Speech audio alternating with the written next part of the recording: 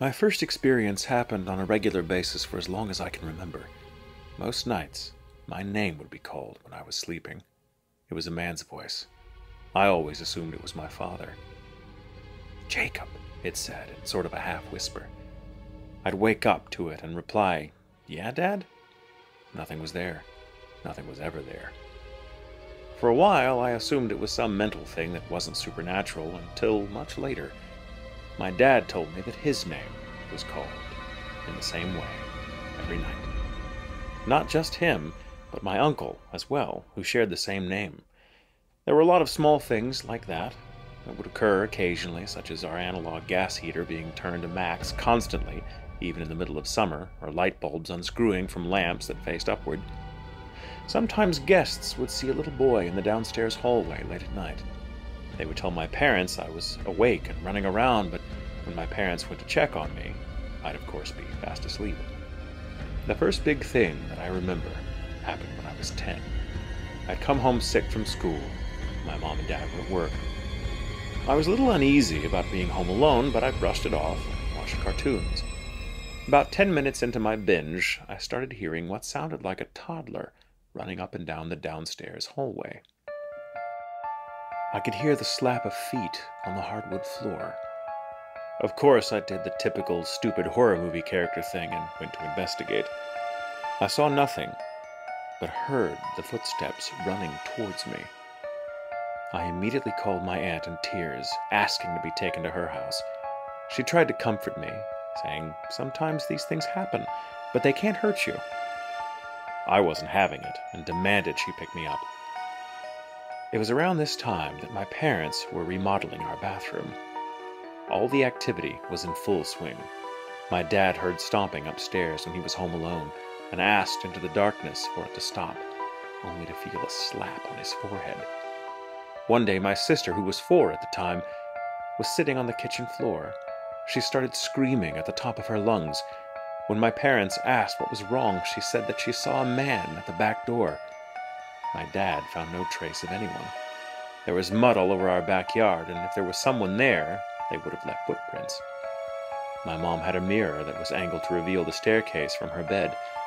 One night, after waking up from an intense dream, she saw a shadowy figure crawling up the stairs. She looked away for a second, and when she looked back, it was gone. She ran down the stairs and saw her old antique clock, that never worked, intensely ticking. Near the end of the remodeling, my dad found a small old locket under the tiles that had old photos in it. He threw the locket away with the rest of the old flooring, not thinking much of it. Everything stopped. No footsteps, no voices, nothing. The last thing happened sometime later. A dear friend passed away by suicide, and I blamed myself for not being there for them. The night after his funeral, I had a dream. All I can remember from the dream was seeing his face and saying his name. After I said his name, I heard what sounded like a car crash in the middle of my bedroom that jolted me awake. When I came to, I saw that the light bulb in my ceiling fan had unscrewed and smashed to the ground. When he was alive, my friend loved pranks and would do them to everyone, often, so unscrewing a light bulb to wake up a friend was right up his alley. Since then, my house has been completely inactive, sadly, so I may have to start investigating local haunted places. I know there's a haunted bar near where I live, so if I decide to check it out, I'll be sure to let you know if anything happens. Hi, I'm Jamie Markey. And I'm Michael Tatum. And this is Cool Intentions. Yay! Thank you, Jacob. Jacob. So I hope you do tell us stories if something happens at a bar. I'm glad that it's not in your house anymore, so that you have to go out looking for it. Right. That's shadows. Usually yeah. Shadows and being slapped in the forehead. I don't like that. I don't like his dad having to call in the darkness going, "Stop it," and then slap is the response. Like, man, that's a slap in the face. Too easy. Literally. Good story. Man. Thank you. It was. Sorry about your friend too. That's really rough. That is hard. It's hard to deal with. Really, really hard. Ooh, goodness. Yeah. So, what's our title today? Our title today, well, as people know who've heard the last one, we are continuing Chicago for the third episode in a row. Yeah. We started with maybe a fourth too. Yeah. Mm-hmm. We started with the Archer Avenue, Mm-hmm. which led to Resurrection Mary, but that was too much to cover in one. So I covered Resurrection Mary last time. So good. And so good. Then let's see, Resurrection Cemetery I was going to do this week. Right. So the title, I decided it would be perfect to take it from the musical Chicago. The line is, I took the line from the musical Chicago, the song Razzle Dazzle. Razzle Dazzle. Specifically. And the line is, the truth above the roar. Ooh, so appropriate. Yes, I thought that would be appropriate both our topics. For both of ours. Leaning heavier on yours, because your topic, I believe, based upon what we've discussed. There are multiple actuallys in my topic, surprisingly. Yeah, and my story is not without some actually business. So, without further ado, I was going to do Resurrection Cemetery. Now, pretty much that's exclusively Resurrection Mary. Everything you find is Resurrection Mary. Gig. It's her gig. No other ghost even bothers trying to get in. There's the three of them that are like that have the role 2 of to 3 Resurrection Mary, probably, so to speak, at least, if not more. And the thing is, if people see any kind of spirit, they're like, oh, it's Resurrection Mary. Like, they just give her all the credit for everything. Man, it's gotta suck being a ghost in another ghost's shadow in terms of popularity. What about Resurrection Jonathan? What about him? Jonathan's like, we're all here in Resurrection Cemetery. I'm not even a lady. So instead of that, because I couldn't find a whole lot, and this was not quite in the triangle, the Archer Avenue triangle that I spoke of a couple weeks ago. This is actually a little further south. It's only 15 miles. 15 minutes, miles, about the same, depending on what happens. South 10 minutes the way we drive. To Bachelor's Grove. So Bachelor's Grove is cemetery. Pardon me. I realize when I go back and listen to these, I make some of the dumbest fucking noises in response. I'll take those over the swallowing. People don't have to listen to you swallow because it's edited out. I've also been very good about not chewing on ice. That's true, except for last time. Because, that was on purpose. But Matt hates it when I chew ice. So Yeah. Okay. I'm just trying to tap into the ASMR crowd. That's all. Right. Okay, back to Bachelor's Grove. Sorry, Bachelor's Grove. This is quality content. They come here for. That's right. We don't know what the fuck we're talking about. So directly south, almost directly south, it's south, about 15 miles, is a Bachelor's Grove Cemetery. It is just northwest of Midlothian and Oak Forest, near the Rubio Woods Forest Preserve on the Midlothian Turnpike. It's in the southwest Chicago suburbs. Whereas Resurrection is huge. Resurrection Cemetery is fucking enormous. Yeah. It's one of the largest cemeteries in North America, encompassing over 540 acres with over 152,000 graves. And that does not count the 5,300 crypts in the mausoleum.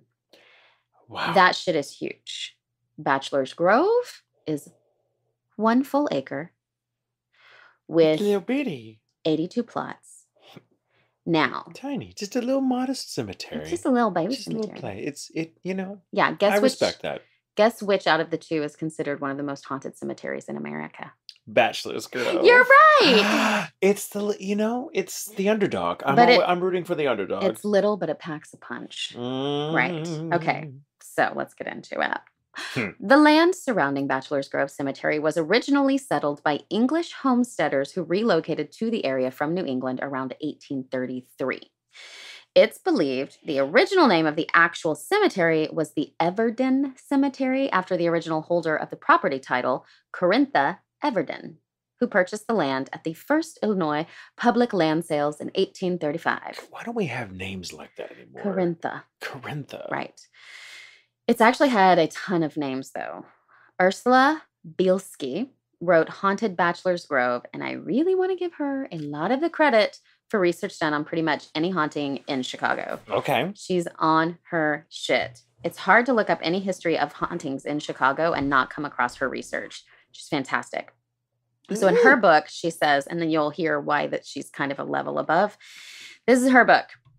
The cemetery and the settlement have been known by a dizzying array of names: Burzel's Grove and Petzel's Grove, Old Smiths and Old Schmidts, Old Bachelors and English Bachelors and Bachelors, Bachelors, Bachelors, Batch. or Bacheldis Grove. Good Lord. Yeah. It's been called Crestwood Grove in some genealogical resources. The favorite I found is Everdense. Fitting. I think for such a genealogical confounding site. Bachelor's Grove, however, is the name that has endured, and pioneer Stephen Rexford would always claim that the land was named after he and the other single men who settled the area in the early 1830s, coming first to Fort Dearborn and then on to the prairies beyond. Well, that's from her book. She does a lot of research into it. I respect the hell out of that because, like, how much digging does she have to do just to find those names? Yeah, and she goes into it. And to know that they're all talking about the same place. Yes, she goes way more into it than just that. That's just an example. Respect. So, yes, I highly recommend checking out her stuff. So, Stephen Rexford was one of the most famous pioneers to have settled in the area. He's the one that's like, it's named after us bachelors because we're just out here being bachelors. But interestingly, according to the spring of 1833 U.S. Agricultural Survey, 3 people, Thomas McClintock, Alva Crandall, and Samuel Everden, were recorded as having planted a grove of peach and other fruit trees at Bachelor's Grove, B-A-T-C-H, Bachelor's Grove. Bachelor. Well, like what you said, which supports the idea that the area was actually named after a surname and not for a bunch of dudes who couldn't get laid because there were no ladies around, allegedly. It kind of makes you wonder, right? Like, the best way to be gay in the 1830s is to go wild, wild west. That's very true. Yeah. I love it. I want, can we just have a show like Deadwood, but it's like about like the first gay frontier town? There had to have been. Wood can still be in the title. It's very much a live wood. Yes. Live wood. Ready wood. Okay, so Ursula goes into the names and the history of them more in detail, but I love how history and folklore get mixed together like this. And this is just in the name of this place. The site saw its first known burials around 1836 and contains 200 graves, but only 82 of those were actually used. Did I say 82 or 84 up here? I gotta look now. In the 80s, though, which is tiny. 82. Yeah, I was right. Cemetery. Okay. Sometimes it's 8. Oh, this is why. Burials, however, go possibly as far back as 1834. That's the 4 in that is why I was thinking 84. When German immigrant workers killed while working on the Illinois and Michigan Canal were reportedly laid to rest at the site. The site is often reported to have been a dumping ground for victims of Chicago's organized crime families of the 1920s and 30s, including Al Capone. But, of course, no evidence of this has been proven. You want I should bump them? You want I should sleep with the fishes? You want I should be a confirmed bachelor? So for In those movie, that's dialogue. right, I would write for it's this, good. I like the it. story of Al Capone. For those who don't know Bachelor's Grove, you probably do, and you just don't know it. After all, it was in this cemetery in August of 1991 that Judy Huff took an infrared image of a ghostly woman sitting in white, forlornly sitting on a gravestone. After having been verified by film and camera companies as inexplicable, although a double exposure is often blamed, even though Huff claims she does not know the woman in the picture, this image is one of the most famous ghost photographs ever taken. Let me see. Bachelor's Grove is also considered one of the most haunted cemeteries in Illinois and the United States. It's that one. Oh. Yeah. Because you think it's older. Yeah, it just looks like it's a person. because she was using an infrared camera. And so so it's got that overexposed. Right. It looks like an overexposed photograph from the technology that was available in the 20s. She almost looks like she's not wearing any shoes, and she's just kind of sitting there. It's a white dress. It kind of looks like a nightgown. She's slumped over. She's sitting, and that's what makes me think it's not a double exposed, because she's very clearly put her weight upon this bench. Yeah. So, anyway, Accessible off Where? the old Midlothian Turnpike. I lost my spot. Only by a small dirt path that cuts a quarter mile through trees and undergrowth. This cemetery is disturbing. Its very presence unnerving. Years of neglect don't help either. Numerous gravestones have been vandalized. Some of the graves themselves have been desecrated. Ugh. Normally, as you know, I think a haunted graveyard cemetery is bullshit. It's illogical. Unless you are someone who spent a lot of time in a cemetery, it makes no sense for you to haunt the cemetery. Right. Our grandparents and great-grandparents would have definitely spent more time in a cemetery than we do. Yeah. But is it enough to haunt that cemetery? Who knows? It would have to be something major. That said, when the area has been vandalized and desecrated, one wonders what the disrespect might bring forth. In the Bachelor's Grove's case, there it is, it seems to have had quite the effect. Oh. Who would vandalize a cemetery, though? Fucking assholes. The answer to this Garbage is obviously stupid kids. I'm not going to blame all teenagers for this kind of shit, but I feel confident that I can hold the stupid ones responsible. I know. # not all teenagers. But that said, in the 1950s, as the Chicago suburbs expanded and farm area around the cemetery was converted to housing, the local teenagers needed an isolated spot for the drugs and the parties. Enter Bachelor's Grove, a quiet little cemetery in the backwoods. They vandalized the tombstones amongst other foul deeds, I'm sure, and that is generally believed to have been what angered the spirits. Yada, yada, yada. It's now one of the most active paranormal locations in the country. Thanks a lot, asshole teens from the 50s. Right. There are 8 major players in this spooky activity at Bachelor's Grove. Are you ready? So ready. Number 1, blue light phenomena. Yes. As we know, the red light phenomena is over the lake closer to Archer Avenue. Right. This is blue lights. Blue lights. Mm-hmm. The most documented paranormal activity is the blue light phenomena that appear in the form of orbs. The orbs are said to roam the entire graveyard area. You can find them in the cemetery, over a nearby pond, and along the pathway from 143rd Street. Let me say that part again, from 143rd Street, in case anybody didn't hear me trip over my face. The lights seem to be intelligent because they respond to your movements. The origin of the blue light legend is generally thought to have come from a sighting that took place in 1970 by Jack Hermansky of Illinois. He described a blue light from within the cemetery that grew as large as a basketball, blinked in 10 to 20-second intervals, and rapidly changed positions. He had also reported the light on at least 2 different occasions. That reminds me of the kind of stuff, the blue meanies that they'd see at the Skinwalker Ranch. Also the size of a basketball, or could grow to the size of a basketball. Will-o'-the-wisp type of thing. Yeah. However, they were often called cemetery lights by our European ancestors. Yes, they have them at Bachelor's Grove. However, it seems as though there were several reports of the lights in the 60s as well. Originally, most people are saying it's this other guy in 1970, but in 1963, 3 young boys disappeared into the woods near the cemetery. Fuck the woods. When the boys were initially found by police on 143rd Street after being lost for a couple of weeks, all 3 of them, all 3 of them could only speak about a blue light and nothing else. Whoa. Within that same time period, 5 young men witnessed a blue light from within the forest adjacent to the cemetery. At approximately 2 a.m. during the late fall of 1963, all 5 men were standing on the north end of the pond next to the now defunct car pull-off when the light traveled over the water toward them. They freaked out, obviously, and took off in their car down 143rd. The light chased them. While the driver was turning his head to get another look at the light, which is a terrible idea, let the passengers look, motherfucker. You drive. Keep your eyes on the road. That is your responsibility. Anyway. Well, I mean, I get it. But at the same time, it's like you're being chased by a light. It's like, when am I going to be here again? Right. That's true. I mean, I get it. But also, focus. Fucking focus. So he was looking at the light. The car slid into a cornfield on the side of the road, and the engine stalled. After a moment of silence among the men, where they all shit their pants, I'm not getting out and asking for directions. The light reappeared, hovering over the front right-hand side of the car. It then proceeded to hover 3 times around the car, continued over the same cornfield where all the men were watching, then crossed over 143rd Street and drifted off into the forest. It was described as being transparent and about the size of a basketball.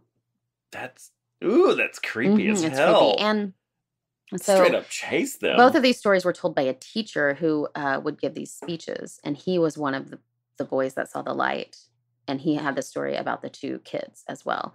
What was it? The thing with the two that to keep in mind about this is that it's in the middle of a nature reserve. Like, right. It's surrounded by nature and forest and all that kind of shit. So it is very isolated, which is strange because it's so close to Chicago, but that's just something to keep in mind. That's all frequently the case with big metropolis areas. They're surrounded by fucking wilderness. Nothing. You know, a few suburbs, but that's only become like here in Texas. Like you have cities like Fort Worth or Dallas. It's a few suburbs, but there's a lot of fucking woods. Yes, a lot of fucking woods. The further outside the city, you don't have to go far outside the city to find them. No, and I won't though.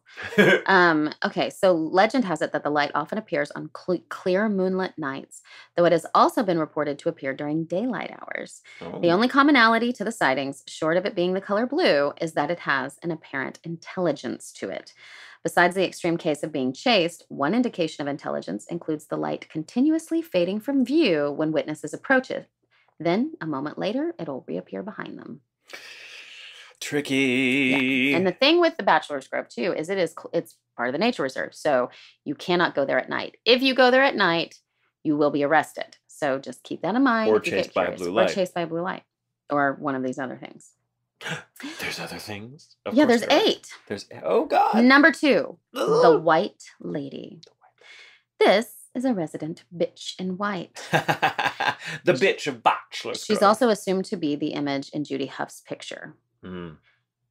Referred to as the White Lady, White Madonna, Woman on the Stone, or the Weepy Lady, this spirit can be found by the Fulton family headstone. Rumored to be the spirit of a woman who was buried next to her child, she has been known to walk around holding an infant when the moon is full. She appears as semi-transparent and openly weeps. However, she doesn't always hold her daughter. Some witnesses say that she's asked them if they've seen her infant daughter. There's actually a newer picture taken in April of this year. I will post it on Instagram if I can fucking remember to do it. The photographer, whatever. I know how to say words. Yay, Moscow Mule. I love that you do the same things I do. Photographer. That's not how that word said. I know. I was just testing you. Photographer. Tim Jones took the picture.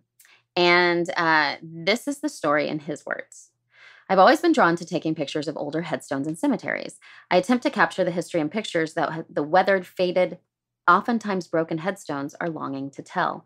A couple of years ago, this passion of mine led me to a new way of trying to hear and tell the stories that reside in cemeteries, ghost hunting. While ghost hunting, I find that I am able to offer a form of communication with spirits who I feel are looking for a way to be heard or noticed. The first ever haunted cemetery I investigated was the infamous Bachelor's Grove Cemetery in Midlothian, Illinois.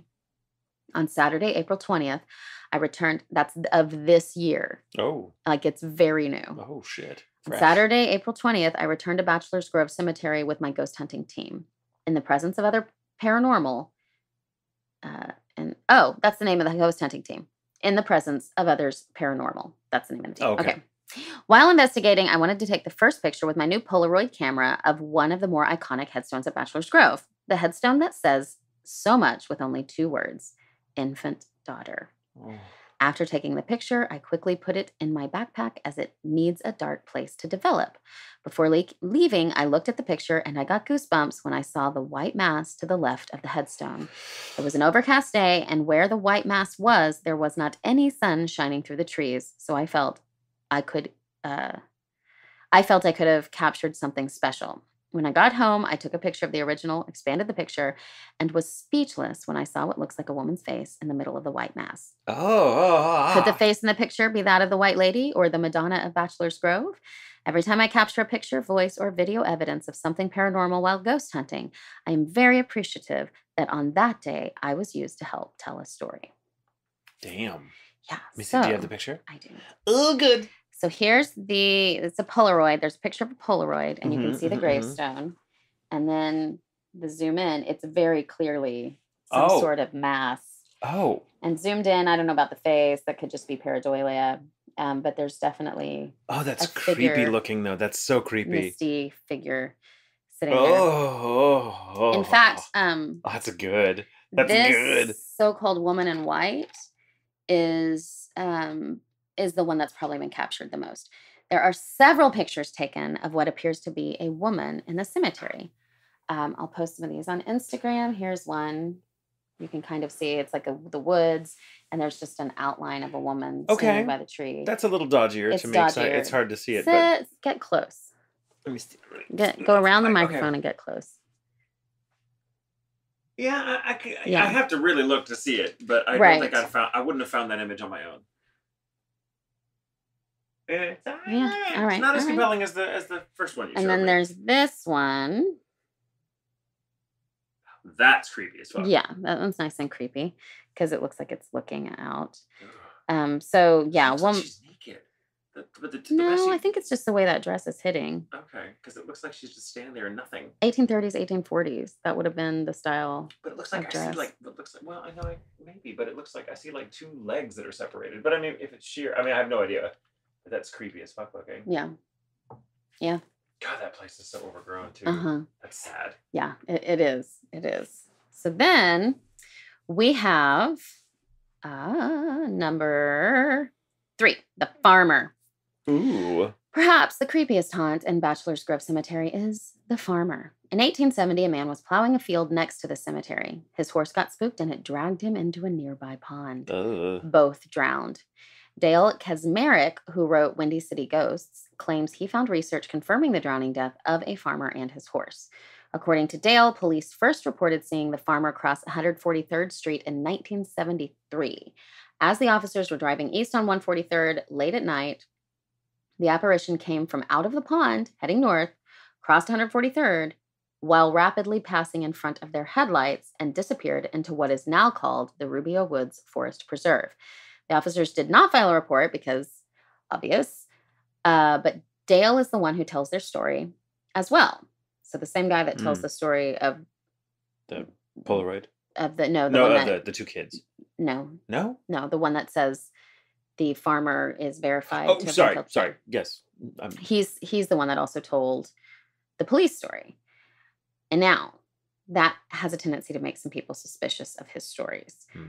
I'm not going to call an actually situation, but it seems as though a lot of Dale's research is told to be research without showing any of his actual evidence. It's not to say he's not telling the truth about the police officers, because of course they wanted to go under the radar. They didn't want people to know who they were, or the real death of the farmer and his horse. And maybe he just can't locate that information, but it's not conclusive. Okay. Plenty of other people, though, have reported seeing the farmer and his horse. I wish I had more time to go into this particular story because it gets really fucking weird from here. So that takes us to 4. I love it. I love weird. The two-headed monster. What? Yeah. First of all, the pond that they drowned in is like a fucking ghost machine now, I guess. In the 1920s, much like White Rock Lake, except it was more populated. The 19s and 20s and 30s, when people were getting rid of bodies, they'd get rid of it in that pond. Same thing with White Rock Lake. That's where they get rid of these bodies in the 60s and the 70s. Damn. So that this pond was the 20s and 30s. You take the supposed drowning event plus dozens of dead gangsters, and according to legend, you get a twisted hunchback specter that crawls out of the pond at night. Some report that it's actually a two-headed specter, which is usually surrounded by those blue lights. Whoa. It's said that it goes... It's a skinwalker! Yeah, and then it walks through between the tombstones. People have seen it doing that too. Oh, damn. To Dale's credit, he doesn't believe in the two-headed monster. There's a theory that some of the two-headed sightings may have been mistaken for the apparition of the farmer and his horse. Seeing the head, partial apparition. See the head of the farmer, see the head of the horse. Maybe they're together. It's two heads. So, I see. Okay, it could be why both legends are one and the same. They're very connected. Okay. So, the other thing is that people speculate that there are reports of a black carriage being drawn across the lagoon, and that could be a part of the farmer and the horse apparition as well.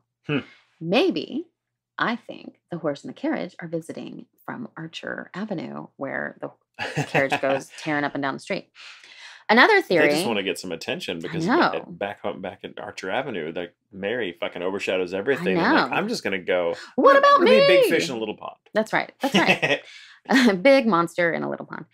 Another theory as to the origin is that since the pond was a favorite dumping ground for the mob, mayhaps the misshapen phantom is a remnant of those violent deaths. It's just slurping around for justice. Oh, slurping for justice. Yeah. Poor thing. It just makes me think of Swamp Monster, right? Right. One belief, Swamp Thing, yeah. One belief is that the creature's existence came from the sighting of a grotesque two-headed feature within the window of a mental institution in the Chicago area. At some point, details were altered, and the story found itself attached to Bachelor's Grove instead.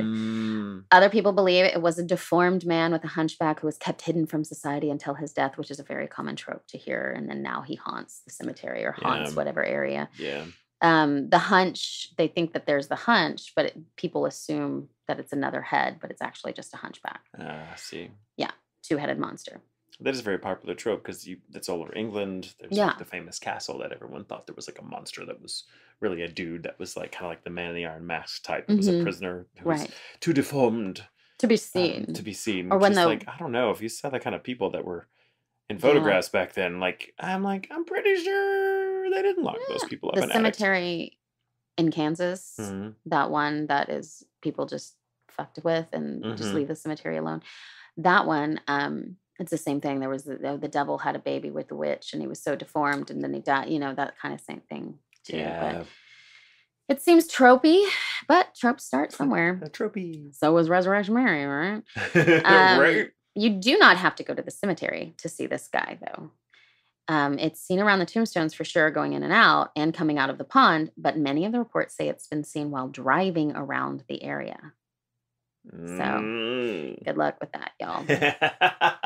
Number 5, the caretaker. If you see the man in his 70s with a shotgun, lantern, and ornery disposition in the pathway between the cemetery entrance and Rubio Woods, you just met the caretaker.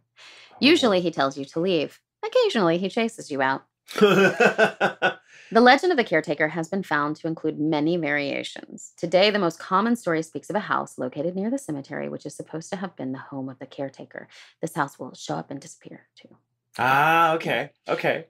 The house is said to be located a short distance west of what is now roped-off entrance to the main path leading to the cemetery off 143rd Street again, across from Rubio Woods Forest Preserve parking lot.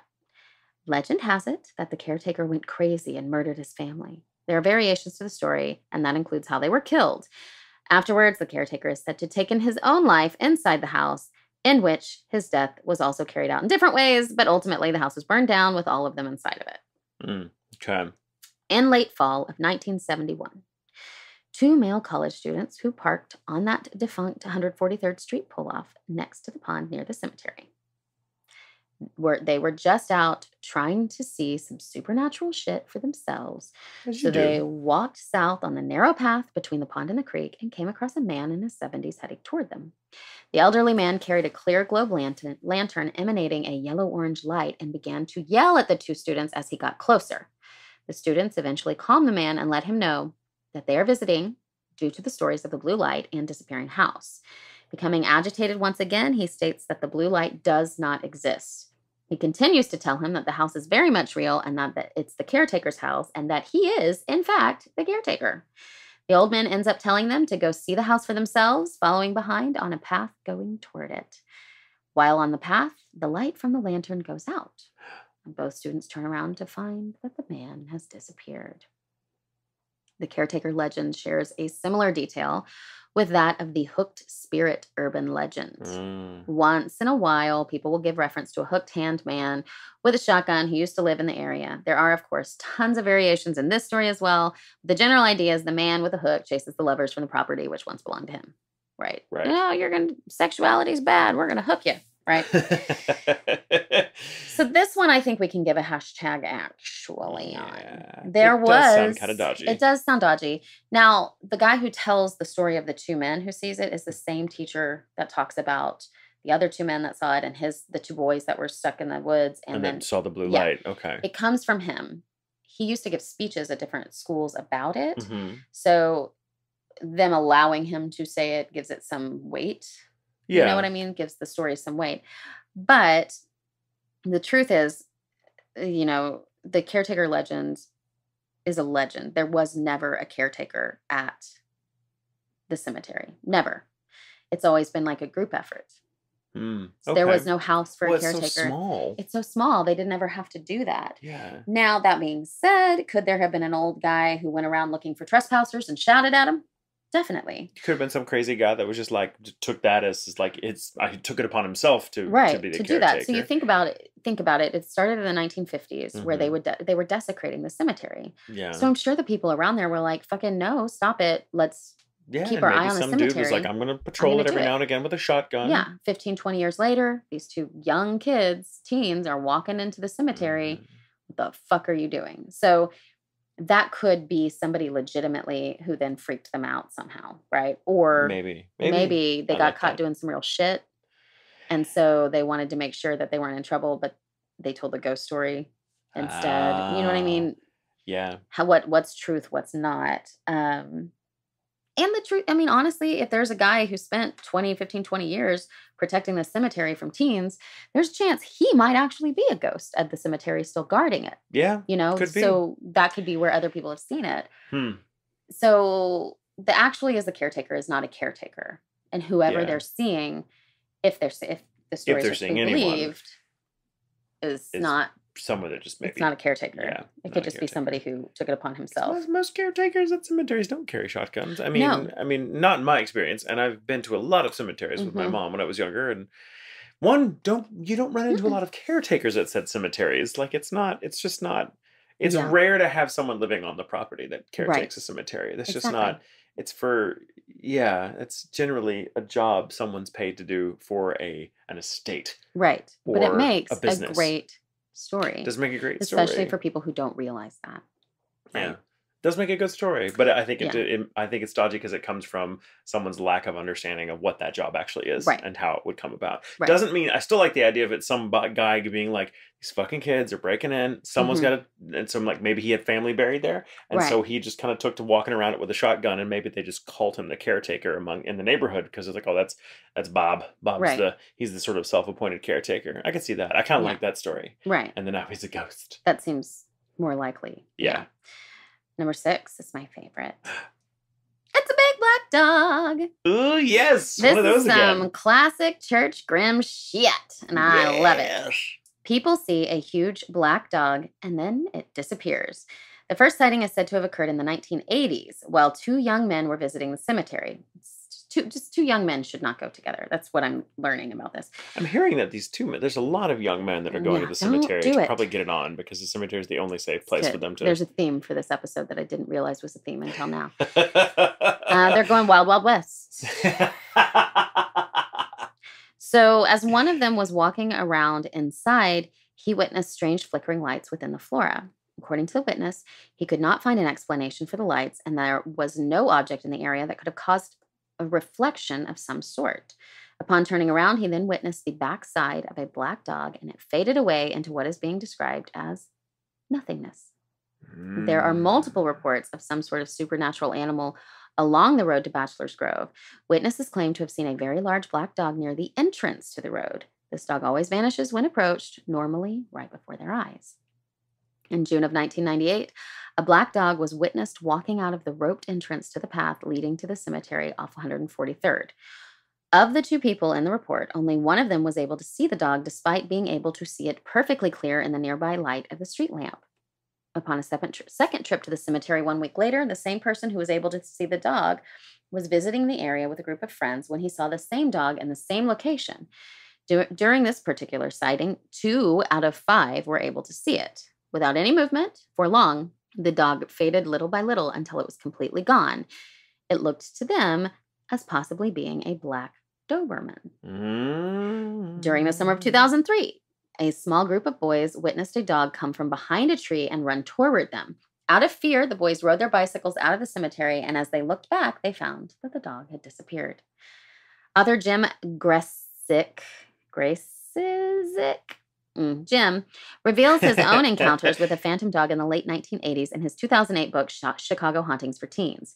He describes a black and brown Rottweiler that came out of the woods as they exited the cemetery, and it proceeded to follow him and his associates along the main path that leads to the cemetery. During a 2009 interview, he described walking down the path towards the Rubio Woods parking lot as the dog kept pace with him and the others he was visiting with. Everyone became concerned and made a pact to defend each other against the dog. He mentioned that the dog looked very real and that they all found it strange that it never barked nor growled. After exiting the roped entrance to the main path of 143rd, the dog continued to follow them and stopped near the concrete curb. It continued to watch them as they crossed 143rd, and once making it back to the car, Jim turned around to find that the dog had disappeared. Jim stated that he did not know the story of the phantom dog at the time and strongly believes that the dog he witnessed was the one and the same. Protect that cemetery, Church Graham. That's what I say. Or abandoned dog. It could be an abandoned Maybe dog. the caretaker takes dog form every now and again. Maybe he gets tired of being an old man with a gun and the lantern. He's like, I'm going to be a Doberman. So I did find this picture. And if you look. So many pictures this episode. I know. I love it. It's one of the most photographed cemeteries, I guess. In the center, it looks like the shadow of a black dog. Pointed ears. Oh, yeah. Okay, I can see that. And so they're like, is it? Now, that could be pareidolia too, because there's shadow there, but it does look like a black dog just sitting there looking at the fence. Maybe. You think they... But again, it's one of those instances of like, if you had not pointed that out, I don't think I would ever see that as a dog. Yeah. Necessarily. Yeah. Yeah, exactly. Would the people who have taken that photograph have seen it had they had the story of the dog not been around? Right. It's so hard to try. Like, it's so... Pareidolia is fucking real, you guys. It's, you can be like, oh, see stuff, and then you can't unsee it once you've convinced yourself that it looks like that thing. Because your eyes will make that pattern fit. It's your brain's job. The Yellow Man. The last spirit is also the most newly discovered. In 2009. Oh. That was just 10 years ago. A local ghost hunter wanted to capture the Madonna by the Fulton tombstone, but instead found something else. The Yellow Man. While the ghost hunter was setting up her equipment, she heard someone by the Shields family plot. When she turned around, she saw the yellow apparition of a man dressed in 1930s clothing. Since then, a yellow light has manifested with the blue lights mentioned earlier. Ooh. The origin of the Yellow Man can be traced back to researcher Norman Basile of Illinois. The earliest written record of the sighting can be found within an October of 1984 Chicago Sun-Times newspaper article where Norman is quoted as saying, "A month and a half ago, I saw an apparition standing by a tree. It was a yellow figure, a man with a hat, probably in his 40s. During the summer of 1984, Norman and one of his associates were attempting an overnight camping excursion within the cemetery. Norman's associate was a skeptic of anything supernatural, but he agreed to go to help carry camera equipment and microphones and all that shit. Around midnight, a few hours after their arrival, while both were standing back to each other, his associate stated, 'Oh my God, look what's standing over by the trees.' By the time Norman turned around, it was too late. The apparition had disappeared. His associate described a man in his 40s, all in yellow, wearing a suit and a hat. A moment later, they both witnessed red streaking lights and watched in disbelief as a single tree began to shake frantically. Oh. They both freaked out, so they gathered up their stuff and immediately left the area. Found within a 1996 report, although we don't know what year this occurred, a woman by the name of Heather had stated, "I was starting to get bored with being there. Then it happened. I saw a man there dressed in yellow. I told my dad he didn't see anything, and he didn't see anything. Neither did my friend. I couldn't help but stare at it. It wasn't a solid form, but more translucent in shape, although I did see it. I can't explain exactly what happened next, but I remember leaving the cemetery with my dad and friend. Then, all of a sudden, I felt something cold rush past me. I started to run. I didn't care. I wanted out of there. I had enough." There are a couple of alleged images taken of the Yellow Man. Ooh. On October 19th, 1998, a casual visit made to the cemetery to capture scenic photographs occurred. Due to the expense of developing 35mm film, one of the first economical digital cameras on the market at that time was purchased and tested. Upon capturing a view from the Fulton Monument, at the very moment the button was pushed, the image of a tall, yellow humanoid figure was briefly witnessed with the human eye, which was also within the view of the camera lens. Oh, I see. Okay. Yeah, it's very light. It's very light, and it's tiny. Yeah, it could be Georgie. I don't know. Is that his name, Georgie?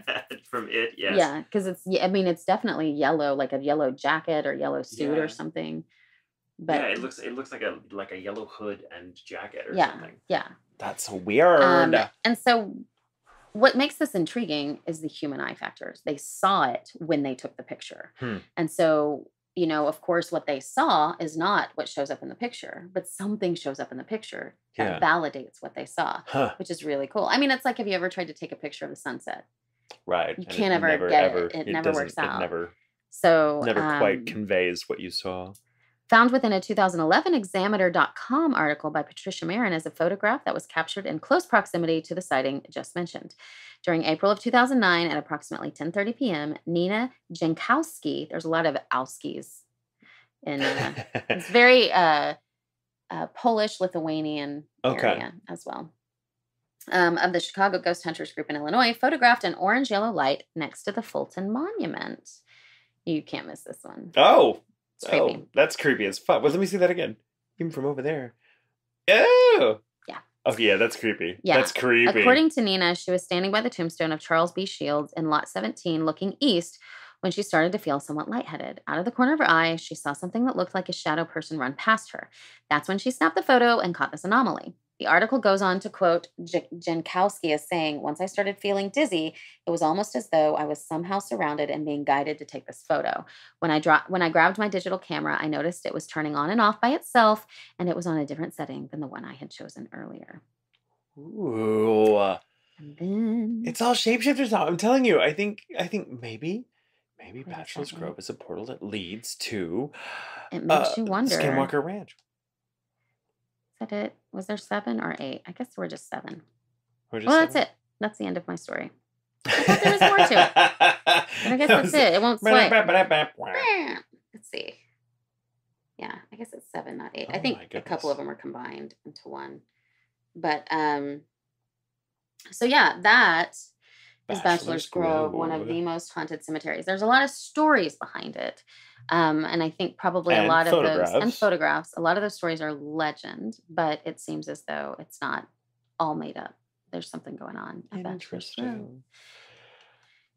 Well, on the topic of legends that start with truth and end with truth, so to speak, but there's a lot of actually in the middle.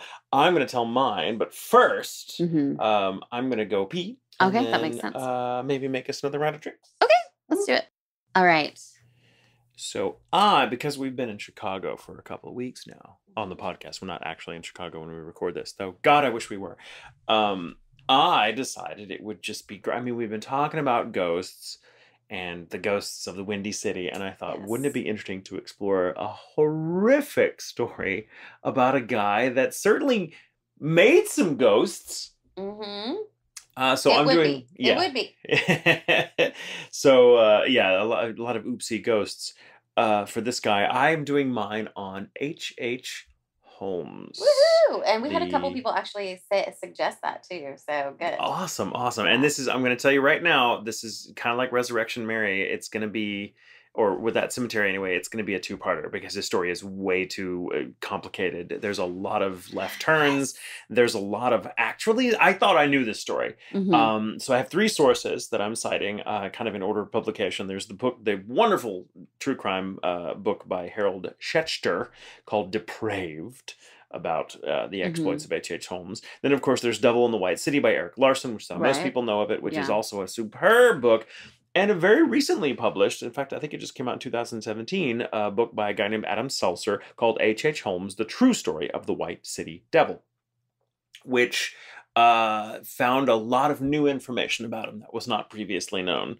And so far as I know, no one has come out to debunk him. Don't worry, I'm not trying to suggest that H.H. Holmes was mythical or that he wasn't an asshole who killed a lot of people, but it's surprisingly just how complicated his story is. So it's going to be in 2 parts, and I'm going to tell the first part of it today. Woo! And I'm calling the first part of it the Murder Castle. Yay, Murder Castle. I mean, boo, Murder Castle. Boo, Murder Castle. It's fun. I mean, everyone, H.H. Holmes has been like a pop culture figure for a long time now. Most people now probably know him from his portrayal in the season Hotel of American Horror Story, which is quite fun.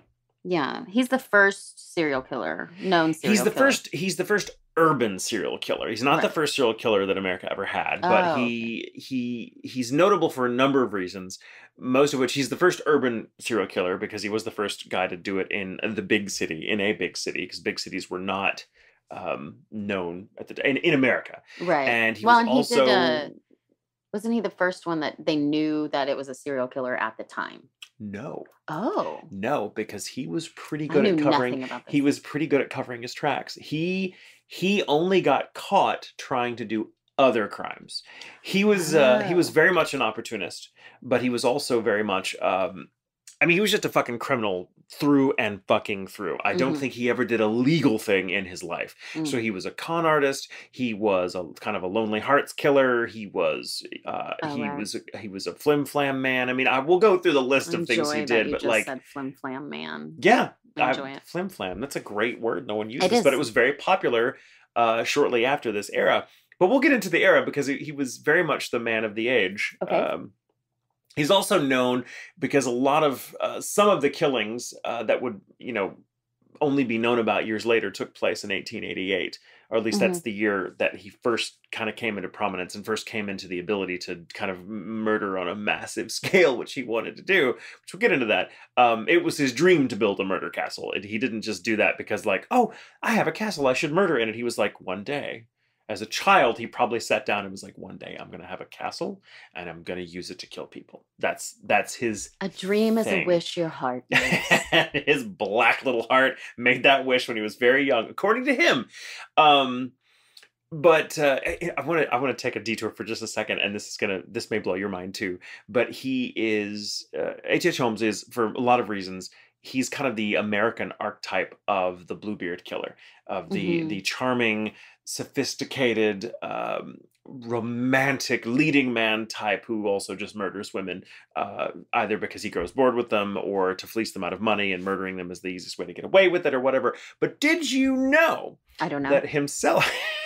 that a very notorious ladies' man who was very famous for other things as well, Charlie Chaplin, actually made a movie. It was one of his only talking pictures he ever made. It was much later. I want to say it came out in the 30s. Called Monsieur Vaudou, and it is, you cannot tell me it is not based on the H.H. Holmes legend, which was rampant at the time. It's a comedy, obviously a black comedy, but he plays a man who is a bigamist and serial murderer, who's like just kills wives. He marries rich women that have more money than sense, and then he kills them off in a variety of hilarious ways. And it's Charlie fucking Chaplin, not playing the tramp. It's him playing a totally different character. You wouldn't recognize him if you didn't know it was Charlie Chaplin. There's another guy who did that, the Lonely Hearts Killer thing, up in Canada.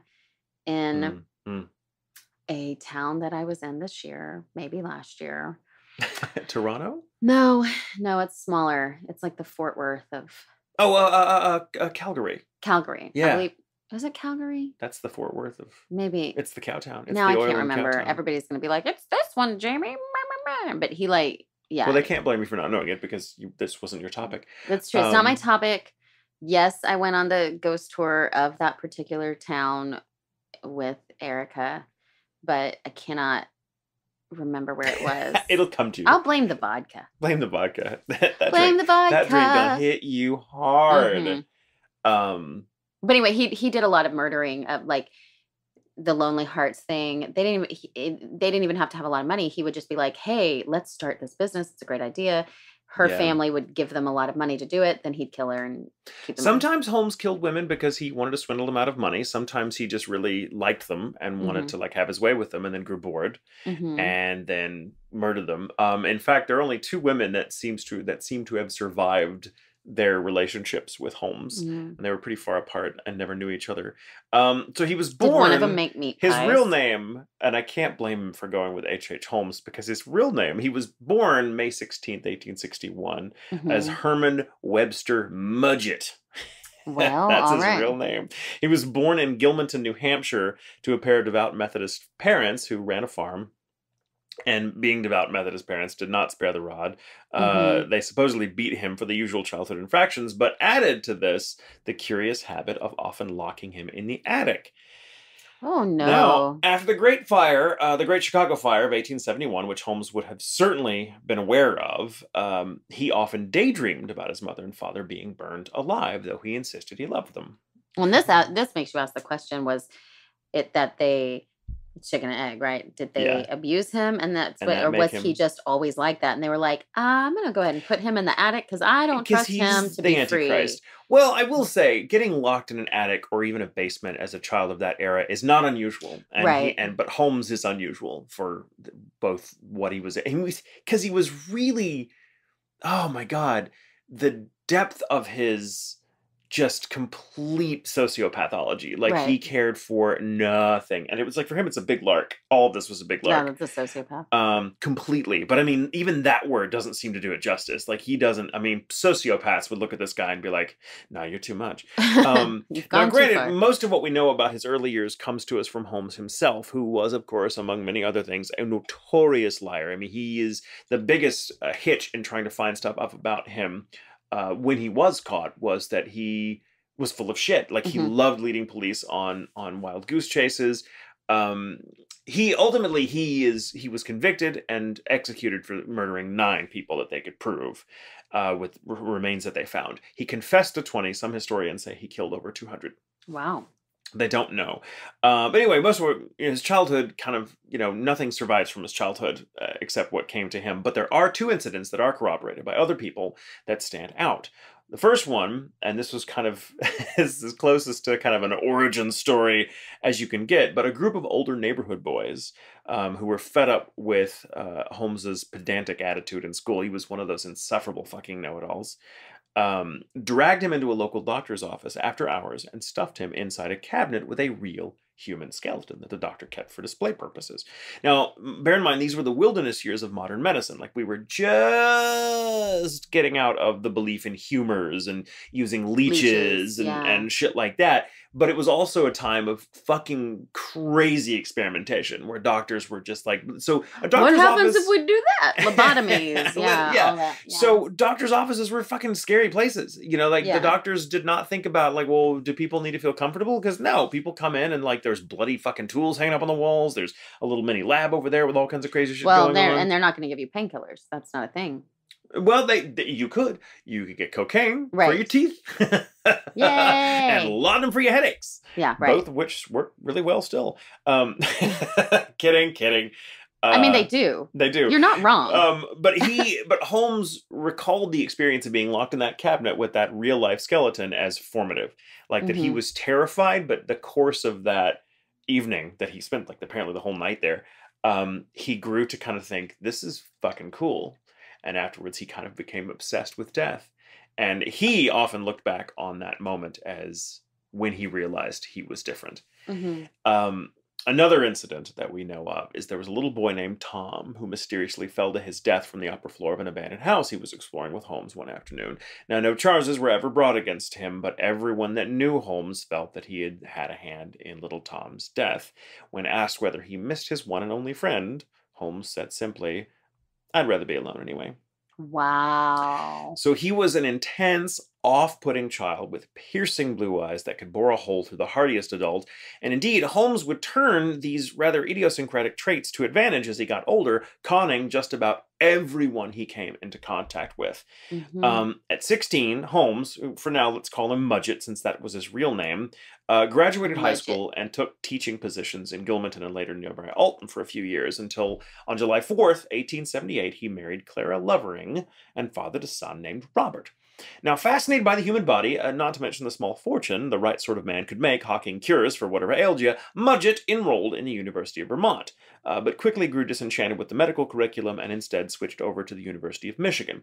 He apprenticed with a guy named Dr. Nahum White, or Witt, who was at the time a very vocal proponent of dissection. Dissection was a very, like, autopsies, things like that were extremely controversial because people still considered it desecration of sacred remains. And so this guy really went on a limb and kind of risked Yeah, I didn't even mean that. Damn it, you got me. Gotcha. You got But yourself. damn it, I was just so good. I didn't even know it. But so being being a doctor that stood up, or being a surgeon that stood up for dissection, was a big thing. And this was a guy that had a huge influence on Holmes's formative years as a young medical practitioner. Now, ever the schemer, Mudgett charmed a classmate of his into helping him commit insurance fraud of an especially grisly type. The two would take life insurance policies out on themselves, make each other the beneficiaries, then use the school's supply of nameless cadavers to stage their deaths. Now, the sheer outrageousness of the scheme guaranteed success. Few people could conceive of using the dead to such ends, so they got away with it. It's around this time, for obvious reasons, Mudgett adopted a number of aliases. The nom de plume he preferred was Henry Howard Holmes, and became his favorite. Now, Triple H! Getting back to his wife, Clara, who was living with him when he went to Michigan, she came with him and lived, and their housemates at the time recalled that he treated her abysmally. He beat her all the time, which is another sign of a serial killer that kind of practices at home with his family before staking out the world and becoming a nuisance at large. She finally had enough of it and fled with their son Robert to New Hampshire. Shortly before he graduated, and she cut off all contact with him. Good for her. One of the only women to survive any contact with him. Holmes moved to Moore's Forks, New York, after this, but he was all over the place. But wound up. Oh, we're just getting started. But he wound up leaving Moore's Forks shortly after, under a cloud of suspicion, when rumors began spreading that he'd been seen with a missing boy. In other words, a boy had gone missing, and people were like, but we saw this guy Holmes hanging around with him. And Holmes apparently made excuses going like, oh, yeah, he was a friend's kid, and I was taking him to the park or whatever. But they couldn't prove he did anything. But like before anything could happen, he just packed off and left, which doesn't look good. He then packed off to Philadelphia and opened a thriving little corner drugstore despite knowing fuck all about pharmacology. For the most part, he got by on proffering harmless placebos and simple compounds for common ailments. However, when one of his impromptu concoctions accidentally killed a customer in 1886, he closed shop and made a mad dash for Chicago. Now, this wasn't his first time in the Windy City. He'd gone there while on break from medical school years earlier to scam people door to door as a bookseller. Yes, he fucking turned bookselling into a scam. He would basically go door to door. He produced some beautifully bound display copy of, like, say, the King James Bible or Aesop's Fables or something like that. Agree to send folks their own copy through the Pony Express in exchange for an unbelievably modest fee, and then just make off with the cash and never send them a book. I mean, people were fucking mind-blowingly gullible in those days, it seemed, because it just wouldn't occur to them that someone would do this. Like, nowadays, fuck, no one can do anything honest because everyone thinks everyone's on something. But this was a different age. People were just like, well, what am I? And he was charming. He was handsome by the standards of the day. People were common. It was very very common. Yeah. In fact, you were more likely in those days, especially unless you lived in a big city, you were more likely to buy your things from a traveling salesman than from a store. Yeah. Unless it was like a grocery store or something like that, in a general store, like a traveling salesman, it was a thing. Because why would they lie? They have to sell their goods. Well, exactly. But he was kind of like the guy from Music Man. This was his thing. He doesn't know the territory. Holmes's indelible charm made child's play out of separating fools from their hard-earned cash. This was the age of the flim-flam man, the con man, and Holmes was crown prince of them all. Now, a word on Chicago at the time before we continue. It was a city forever changed by the Great Fire. Though utterly devastated, within a few years, a thoroughly modern metropolis had emerged from the ashes. The first skyscrapers ever replaced the old wooden buildings, which of course went up like tinder in the Great Fire. These big, towering edifices of steel and concrete rose up over the infrastructure that was already in place. Chicago was essentially a phoenix. Tragic though it was, the Great Fire ultimately put the Windy City at the vanguard of the modern era. This may have been the age of the con man, as I've said, but it was also an age of newfound female independence. The railroad which of course now is everywhere, empowered women to travel long distances from home unescorted. As a result, many of them left their humble beginnings to stake their claim on life in the big city, at least for a while. This was the first time a woman in America could strike out on her own. If she wanted to help herself to a tiny portion of life's banquet prior to settling down with some schmuck, she could hop a train bound for Chicago, where she could make good money as a seamstress, a weaver, a typist, stenographer, etc. Like all these jobs. So women could go, and this was the first time this was happening in the United States. So it was great to be a woman at the time, because for the first time, because what were your options? Yeah. Well, comparatively. Yeah. Because what were your, compared to a decade before. Yeah. Well, because what were their options? Like, you can get on a train, like, well, I can sit here and, tend to farm and, marry the guy down the road that, is the only person in town that's not fucking related to me. Right. So well, and also just to leave a bad situation, because previously, if a woman was born into a bad situation, she didn't have any options. She had to stay there. Like Holmes's first wife, Clara, was able to just pack off and leave because of the railroad. Now, so cities were a huge draw for women. But it was far. Well, they also had a lot of boarding houses for women. Yes, too. Yeah, exactly. Now, but Chicago was far from the city of dreams, however. At the time, sanitation was hardly a priority, and life was cheap. Rotten food, horse dung, and human waste collected in the streets, choking insufficient gutters, meatpacking plants churned out noxious odors 24/7. In fact, this is the time that Upton Sinclair wrote The Jungle about the meatpacking industry. Pedestrians, swept along by crowds, fell under streetcars. On average, about 2 people per day, it's estimated, got shoved in front of trains. Horses, spooked by the hustle and bustle, would thunder through crowds, injuring or killing dozens. And this, of course, being long before such things as OSHA codes, shitty working conditions were the norm, and fires broke out almost daily, claiming the lives of countless workers. This also, being early capitalism's heyday in America, law enforcement agencies were privately owned. The resulting tiny and often profoundly corrupt police force simply couldn't handle the crime rate that comes with such a rapidly growing metropolis. Murder was like bad weather. The only thing to be done was fucking avoid it if you could. Despite all this, Chicago was chosen to host the 1893 World's Fair. Now, this is a big deal because it was going to be Chicago or St. Louis or New York. And America had been fucking taken to school at the previous World Fair, which was held in Paris, because they didn't realize. I mean, because just to give you an idea, like, our showing at the World's Fair in 1889 in Paris was like our biggest thing was the Buffalo Bills Wild West show. Right. The French unveiled the fucking Eiffel Tower. Right. And so they're like, meh, meh. Well, we got guns and hats. Yeah, well, we got guns and hats and we kill indigenous people. Yay! So the idea that the World's Fair was coming to America and that one of these cities in like Chicago was chosen was a big fucking deal. This was America's chance to like show the world that we as a nation can be taken seriously. We are at the forefront. We are modern. We are awesome. Fuck your Eiffel Tower. And so America saw the 1893 World's Fair as its chance to really shine. H.H. Holmes had a similar view with regard to himself. He was ready to shine. In Englewood, a growing suburb of Chicago, he answered a help-wanted sign in the window of a small pharmacy on the corner of Wallace and 63rd Street. The shop's proprietor lay upstairs, slowly dying of cancer, while his exhausted wife, one Elizabeth S. Holton, ran the shop on her own. She was quick to offer Holmes a job. He, of course, neglected to mention his manslaughter mishap in Philadelphia, but by the time he came clean to her about it, he'd so ingratiated himself to the business by charming customers, and it must be said, offering exemplary service, Holton was willing to turn a blind eye. Accidents happen, she told him. When the proprietor finally passed away, Holmes offered to buy the pharmacy from the widow, Holton, on a payment plan. She happily agreed, went so far as to call Holmes an angel for being willing to take the business off her hands. Alas, she never saw a dime.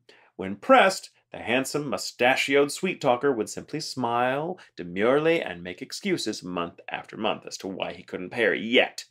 Holton finally filed suit against him and mysteriously disappeared. Now, regulars asked after the old woman. Holmes would assure them she'd just zipped over to California to visit relatives. When months passed with no sign of her return, he updated his story to say she decided to live there. Now, around this time, though never officially divorced from Clara, Holmes married a woman named Myrta Belknap from Minneapolis, whom he met while traveling and subsequently courted by post. He did at least incidentally try to sue for divorce from Clara, citing infidelity on her part, but the courts were unimpressed with the lack of evidence, so he just gave it up and stayed married to her and just decided... Yeah, it was a lot harder to get divorced back then. Yeah. Even for the man. Yeah. Go figure. His glowing letters to Myrta about the seedy side of Chicago life lured the inexperienced young woman to the Windy City, where they wed in a whirlwind ceremony not long after she dismounted the train. Myrta, an able woman behind a register, assisted Holmes at the pharmacy. Nuptial bliss wouldn't last long, however. Myrta grew jealous of his easy manner with the female clientele, many of whom came in just to flirt with her husband. Holmes eventually banished Myrta from the pharmacy altogether, consigning her to desk work in their apartment over the shop. Within a year, she got pregnant. After the birth of their daughter Lucy on July 4th, 1889, Holmes packed them July both 4th? off. July 4th. So he got married on July 4th, and then his second child was born on July 4th. No. Was they married on July 4th? July 6th. Was he married Clara? Hang on. When did he marry Clara? Oh, dates. Oh, no, yeah. Yeah, that's what I thought. 4th of July. That's right, you're right. That's Holy crazy. shit. That's kind of weird. I just now got, weird. Anyway, so after she gave birth to Lucy on July 4th, Holmes just like, okay, we're done. And he packed them both off to Minneapolis to live with Myrta's family and basically didn't keep in touch with them. Again, Myrta and Clara, his first two wives, were the only women to survive being in a relationship with him. So now his wife gone, Holmes turned his attention to the vacant lot across the street from the pharmacy, which had been on his mind from the moment he came to town. He sold the pharmacy and purchased the lot under the name H.H. Campbell in the summer of 1888. His plans for the lot were big. With the 1893 World's Fair looming, area real estate was a goldmine to anyone with a little foresight. A hotel catering to the throngs of tourists, soon to be pouring through Inglewood, would be just the thing to rake in mountains of cash. But that, to Holmes, was only a pleasant side perk of his much grander and far more sinister scheme. Holmes, you see, for as long as he could remember, dreamt of building a hotel ingeniously equipped for indulging his life's one true passion, murder. Murder. Now, no one, and this is true, no one knew the three-story building's layout, save Holmes himself, who designed the blueprints from scratch. He kept those blueprints a jealously guarded secret, and over the course of its construction, he cleverly hired, fired, and of course swindled out of their paychecks over 500 different contractors who, thanks to the coming economic crash, were flocking to Chicago in search of work and therefore easy to come by. He'd fire one and the other one would be like, fuck that guy, I can do it, whatever. And so Holmes so none of them knew the layout of the castle. It'd just be like, you do this portion, you do this portion, and then I'll fire you. And then the other guy would come in, again, don't worry about that hallway, but do this one over here. So no one knew. And of course, these people didn't have the money to bring him to court to pay. They just have to move on to some other job because they needed the fucking cash. These were itinerant workers. It's very Donald Trump of him. Very Donald Trump. So this didn't just give him money. Of course, it ensured that only he knew the castle's full layout. And so basically complete with narrow, sparsely lit hallways, pitched at odd angles, airtight rooms with hidden gas jets, and doors that locked from the outside, greased chutes leading down to a limestone cellar fitted with chemical vats and an industrial furnace ostensibly used for glass bending, he told the salesman. Holmes's castle was a monument to serial murder. So outrageous in conception that no one could believe it. This gave him impunity to kill at leisure. When the building first opened for business in 1888, the year of the Ripper murders in London, by a diabolical coincidence, it was primarily a suite of shops. By collecting bad loans and artfully dodging creditors, Holmes added a third story in 1892. These were the guest rooms, though few guests would feel at ease in them. I can't imagine why. Those unlucky enough to choose the castle for their lodging while in town, most of whom were unaccompanied single women to whom Holmes chiefly advertised, would enter an opulent lobby, sign in, acquire a key, and be led past a massive pharmacy that positively dwarfed the one across the street. The poor dude that he bought this is true. He sold the old pharmacy to this guy, and when the guy, she's like, cool, they signed the deed, whatever, gave him the keys, and the guy shut up. Holmes had taken all the brass fixtures from that one and just recycled them in his new pharmacy. And so the guy, and he didn't tell him. He was like, oh, I'm going to build a pharmacy. There's going to be a pharmacy in the hotel I'm building across the street. Fuck you. He didn't tell him. The fucking asshole. Anyway, alas, the lobby gave little indication of the third floor's Spartan accommodations. There were few actual windows, none of which looked out from the rooms themselves. If Holmes took a murderous fancy to you, you might find the air in your room growing thinner as night wore on. You wouldn't see the gas jets, of course. You might feel as though someone were watching, but have no way of knowing Holmes was peeping on your slow demise through a secret peephole, or that he might be furiously masturbating behind a secret panel as your mounting panic gave way to confusion, faintness, and finally, death. Ew. Your corpse would then be conveyed to the cellar through one of the greased chutes, and then your flesh stripped off in a chemical bath. Often your skeleton would be sold to a local medical school who were always in need of one. All while on the main floor, it was business as usual. Now, Holmes's regular employees, who he had a reputation for treating rather well, noticed the alarming frequency with which young, unescorted women would skip out on their bill, often leaving behind clothes and personal effects in the process. What was even more bizarre, the boss didn't seem to pay it much mind. One of Holmes's early murder victims was his mistress, a woman named Julia Smith, spelled like Smythe. She was the wife of Ned Connor, who had moved into Holmes's building and worked at his pharmacy's jewelry counter. When Connor found out about their affair, he quit his job in disgust, leaving her and their daughter Pearl with Holmes. Julia took legal custody of Pearl and stayed at the hotel where she and Holmes, at least to hear him tell it, had a steamy romance. Alas, Julia and Pearl both fell off the face of the earth on Christmas Eve, 1891. Holmes later claimed she died during a botched abortion, conducted, of course, in his basement. Another likely Holmes paramour, a woman named Emmeline Segrand, began working in the building in May of 1892 and vanished that December. Her fate was especially gruesome. Holmes, you see, had installed a massive airtight bank safe in his bedroom, though true to form, he avoided paying the manufacturer. By the time the safe company sent repo men to take it back, Holmes had it built into the wall, such that prying it out would have incurred damages far in excess of what the safe was worth. And so the company was like, fuck you, bah. Fine, keep it. We'll leave it. Emmeline met her end inside of that safe. Presumably bored of her as a romantic partner, Holmes tossed her into the safe one evening and watched from a peephole as the poor woman suffocated to death over a period of hours. Maybe not even hours, because once a person starts panicking, the air in those spaces goes pretty fucking quickly. He'd also dashed a pool of some kind of acid across the floor to hasten the process, just to kind of rob it of oxygen. And this is kind of a detail that's really kind of sad. Emmeline's tiny footprint could still be made out on the inside of the thick iron door afterwards, because she tried to hoist her way out of it bodily, and there was just enough acid on the bottom of her shoe to corrode just enough of the metal that there was still a footprint. That came up in court.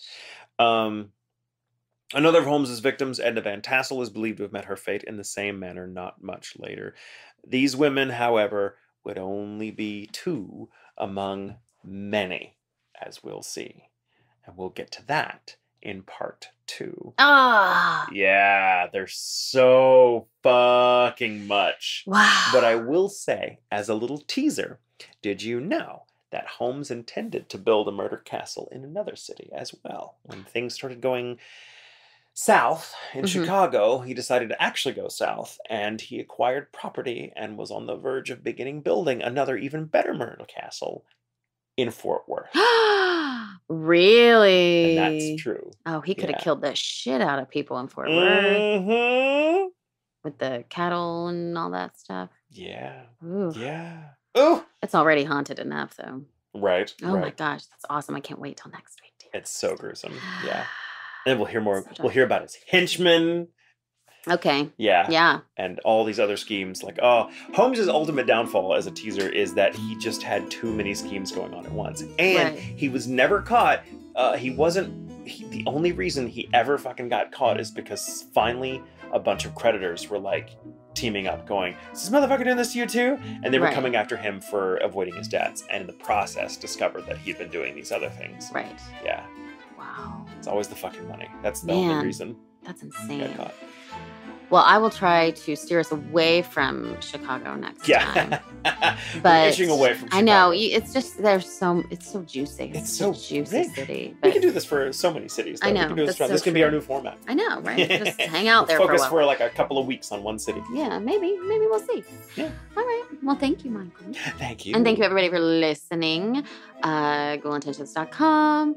Send us your stories. All that jazz.